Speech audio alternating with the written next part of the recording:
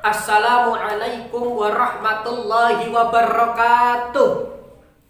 Jalan-jalan ke Provinsi Jawa Tengah, tidak lupa mampir ke Kabupaten Kendal. Perkenalkan, nama saya Muhammad Yu'lal Falah, cowok manis yang lahir di tanah Tegal. Hamdan wa syukron lillah, wassalatu wassalamu ala rasulillah, amma ba'd. Dewan juri yang saya hormati, sahabat da'i yang saya cintai, yang mudah-mudahan dirahmati oleh Allah Subhanahu wa ta'ala. Yang paling utama, marilah kita panjatkan puja dan puji syukur kehadirat Allah yang Maha Ghafur. Sholawat beserta salam terus kita curah limpahkan kepada junjungan kita, yaitu seorang nabi yang paling agung sejagat, yaitu pastinya beliau baginda Nabi Muhammad sallallahu alaihi wasallam. Berdirinya saya di sini hanya ingin sedikit berbicara tentang Al-Quran sebagai literatur intelektual dan juga spiritual. Muslimin, muslimat, mukminin, mukminat yang semoga dirahmati Allah. Al-Quran adalah kitab suci yang diturunkan oleh Allah untuk umat Islam. Bukan hanya sebagai bacaan, bukan hanya sebagai way of law, menjadi sumber hukum tertinggi dalam kehidupan. Bukan hanya sebagai way of life, menjadi sumber pandangan pedoman dalam kehidupan. Akan tetapi hadirin, Al-Quran adalah sumber inspirasi seluruh hajat hidup dan kehidupan bagi siapa saja yang menginginkan kebahagiaan baik di dunia sampai di alam keabadian. Wal akhiratu khairu wa abqa, dan akhirat inilah tempat alam sebaik-baik alam keabadian.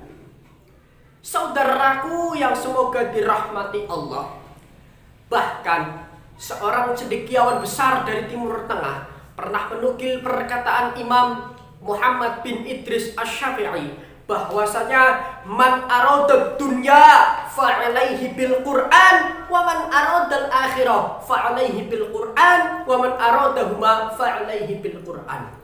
Barang siapa yang ingin bahagia di dunia, ingin bahagia di akhirat, dan juga barang siapa yang ingin bahagia di dunia dan juga akhirat, jawabannya satu, fa'alaihi bil Qur'an, maka dengan Al-Qur'an.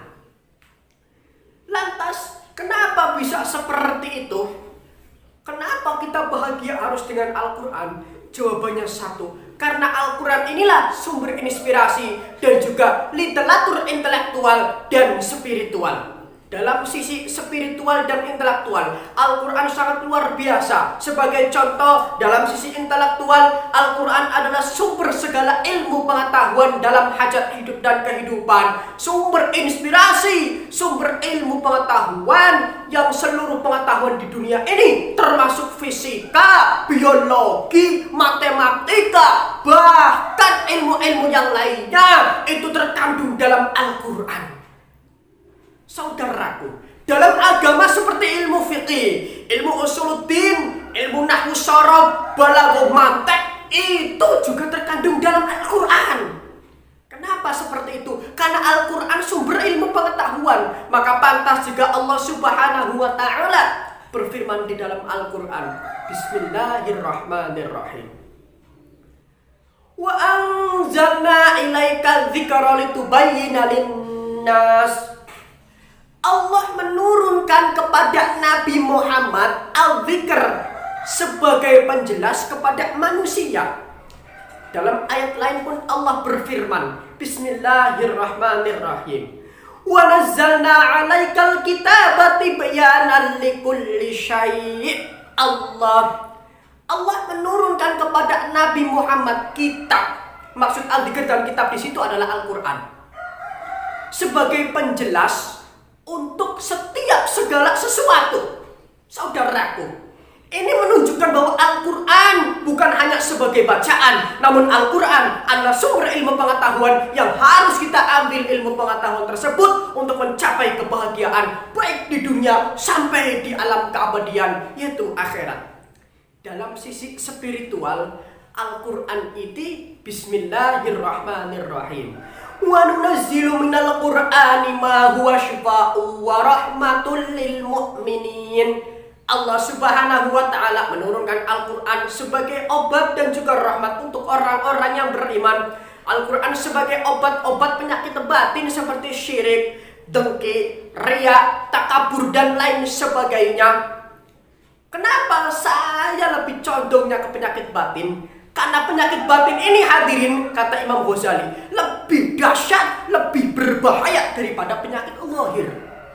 Makanya penyakit batin bisa disembuhkan dengan Al-Quran. Untuk apa, hadirin? Manfaatnya salah satunya untuk menambah takarrub kepada Allah Subhanahu wa ta'ala. Dengan hati yang bersih, sebab Al-Quran, kita bisa menghadap Allah dengan hati yang bersih. Bahkan saudara, kita bisa menjadi kekasih Allah bisa batil Quran dengan sebab Al-Quran. Jadi Al-Quran bisa menjadi literatur intelektual sebab Al-Quran adalah sumber ilmu pengetahuan. Dan juga Al-Quran bisa menjadi literatur spiritual karena Al-Quran bisa menjadi alat kita untuk mendekatkan diri kepada Allah, Sang Maha Pemberi kehidupan. Mungkin cukup sekian dari saya. Sebelum saya akhiri, saya mengajak kepada para teman-teman sekalian, ayo kita terus baca Al-Quran. Jangan lupa untuk membaca Al-Quran walaupun satu ayat dalam satu hari. Karena Al-Quran adalah sumber inspirasi dan orang yang membacanya akan diberi ganjaran yang sangat-sangat besar. Sayyidina Ali pernah berkata, "Undur ma qala wa la tandur man qala." Wallahul muwaffiq ila aqwamit thariq. Wassalamu alaikum warahmatullahi wabarakatuh.